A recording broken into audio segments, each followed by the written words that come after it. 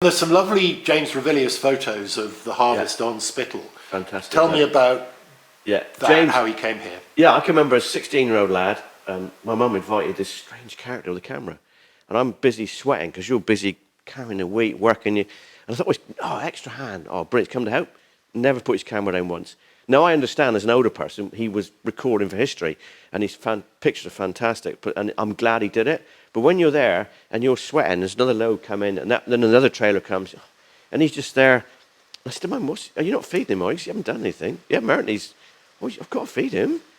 Well, he hasn't done anything.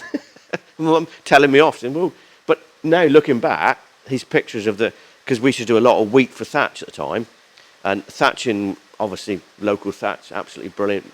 Maris Widgeon, N59, we used to certain varieties, certain brands, Maris Huntsman, they were the variety we used, but it was, again, physical hard work. But he took some fantastic, great memories, and I'm glad he did, because we don't do it anymore. It's not economically viable. We wouldn't get the labour now. We wouldn't get the staff to do it.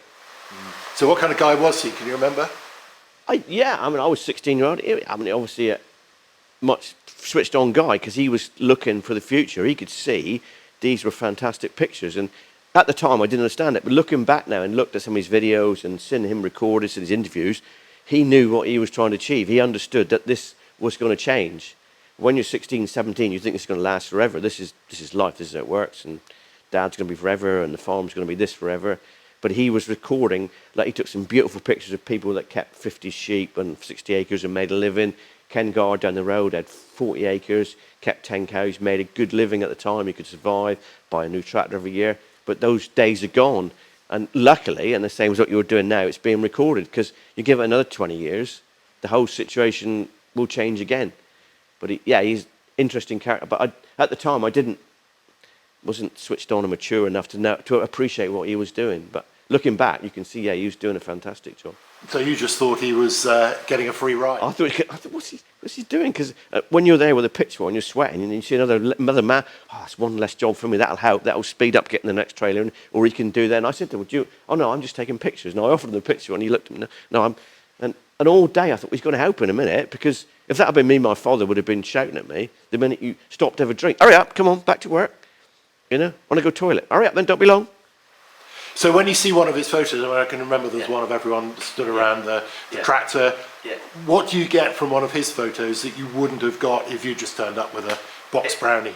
Yeah, because the way he captures the whole thing, because when you forget he's there, it's fine. When he's there, you're aware of it, and you brush your hair, I got left of it, and you're kind of aware of it. But when you're in the middle and you're just sweating, he seems to capture the moment.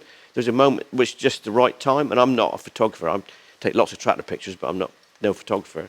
But he seems to know, and he seems to have a warmth of it. There seems to be kind of captures that moment at the right time. And he had this ability to wander around and just go, and he'd wait till you'd forgotten he was there. And then you think, I don't remember taking that picture. But that was the beauty of the man.